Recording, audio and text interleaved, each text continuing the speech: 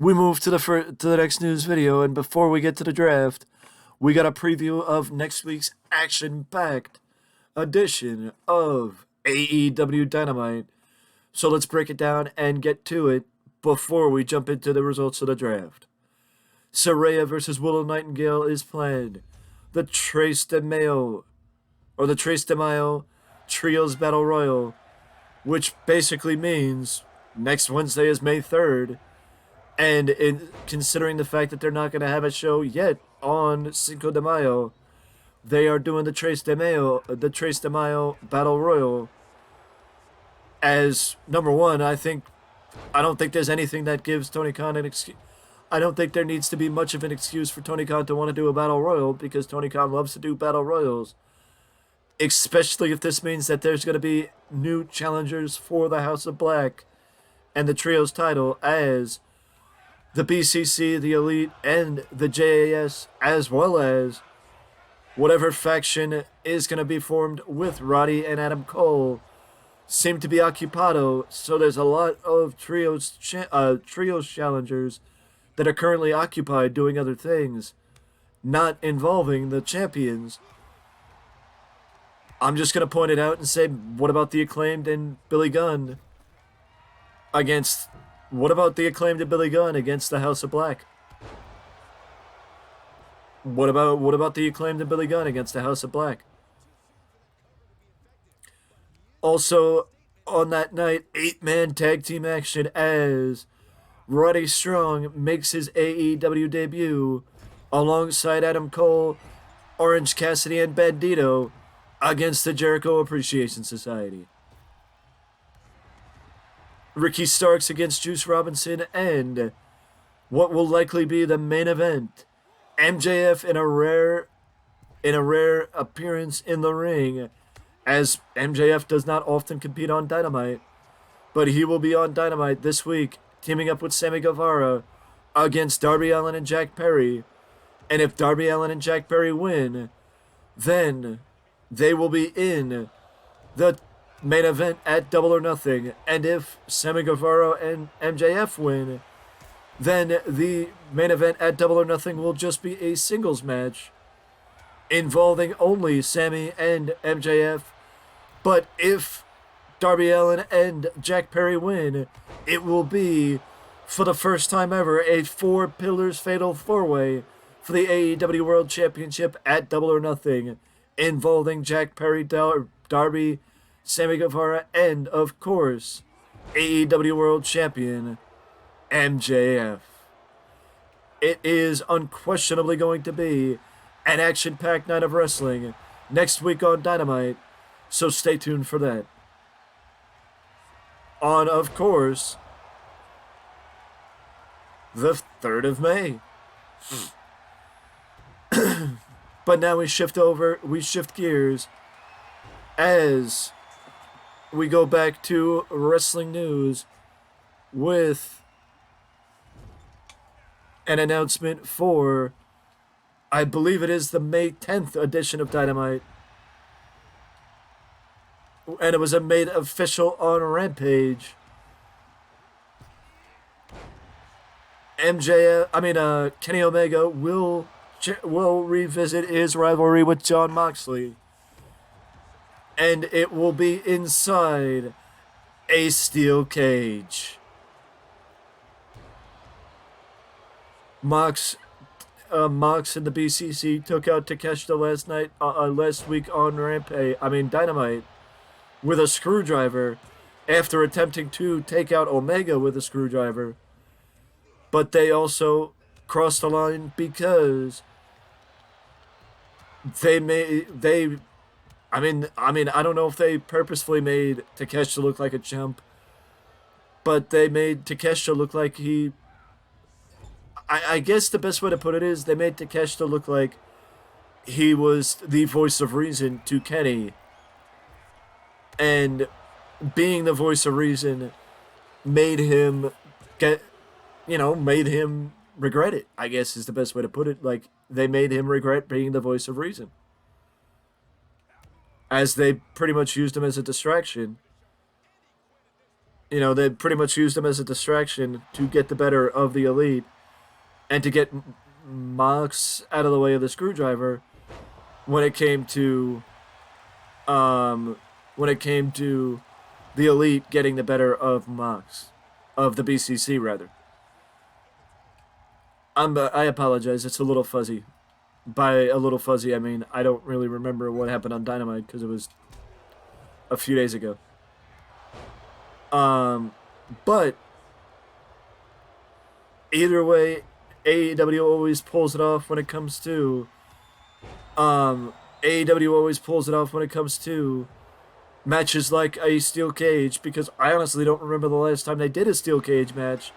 So I'm sure it will be a glorious bit of action next week on Dynamite. In 2 weeks on Dynamite, because for the first time they're also actually announcing a match a few weeks out, allowing for it to have room to breathe and to build up a little bit, which is something that AEW doesn't normally do.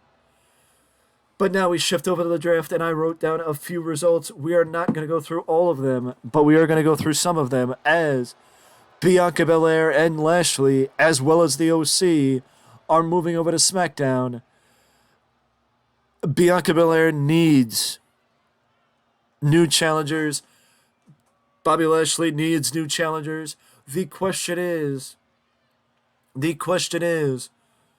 I can't see Rhea Ripley losing the title. Technically,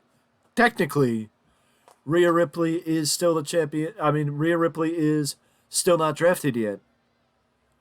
Rather, and technically Rhea could be moved to Raw, and I'm sure she will probably follow suit with the Judgment Day. But my question is, how do you make Bianca Belair move to SmackDown, drop the Raw Women's Championship, and not actually lose it after holding the title for over a year? That seems like a wasted opportunity to get somebody momentum, because her challenger at Backlash, Io Sky, also was drafted to Raw. So my question is, unless Rhea Ripley gets drafted to Raw and then you do the title switch, that's not right to have Bianca lose her championship and reset the title reign. Because technically, if she's Raw Women's Champion and she moved to SmackDown and then she's SmackDown Women's Champion, you're resetting the title reign for both Rhea and Bianca, because technically Bianca is not the SmackDown Women's Champion, so it should not count that she has held the title for over a year, because she has not held the title at all. This is what I don't understand with the draft and having multiple, this is what I don't understand with the draft. At least if Bianca was moving to SmackDown, you keep Damage Control on Raw, and you have Io Sky beat Bianca for the women's title at Backlash. That's just my opinion. Lashley also needed a refresh, so it's good to see him moving to SmackDown. Speaking of somebody needing a refresh, Drew McIntyre needed a refresh, so it's good to see him moving to Raw. And of course, the one man that may surprise you, Shinsuke Nakamura, has never been on Monday Night Raw. Shinsuke Nakamura has only been on SmackDown since the brand extension 2.0 back in 2016, as when he came up from NXT, he was on SmackDown, and thus far, Nakamura has never been on Monday Night Raw.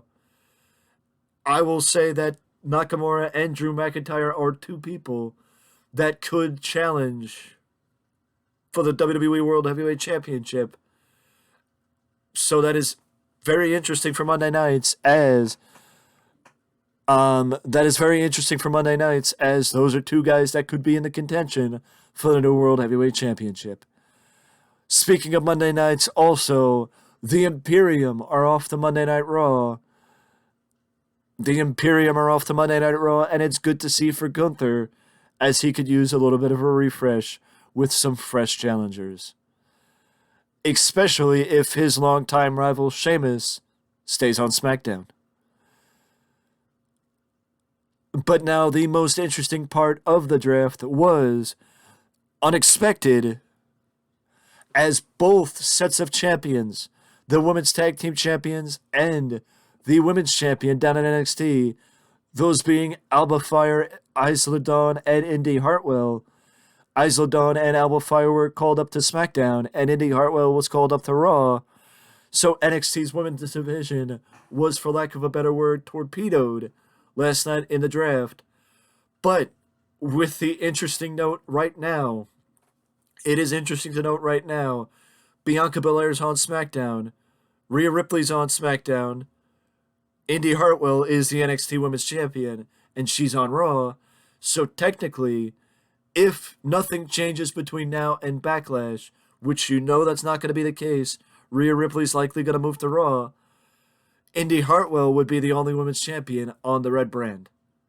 Unfortunately, Indy Hartwell is injured, but also you could likely see something happening with Indy, Candice LeRae, and Johnny Gargano, and maybe The Way reforming, or Gargano, Dexter Lumis, Candice LeRae, and Indy Hartwell, which would allow for maybe some more interesting stuff to happen with Gargano and Candice LeRae, as their career has kind of stalled since they came back. But also, props to Alba Fire and Isla Dawn, as they have really clicked over the last couple months as a tag team. And I think that the reason why they got called up is because of how well they've done as a tag team. WWE's main roster is in desperate need of tag teams. And also, if anything, I would love to see WWE unify the World Tag Team titles between NXT and the main roster to allow for the lack of depth not to be felt, even though NXT has done a tremendous job with the tag team titles, and I think that would be kind of a mistake to have the tag team titles unified.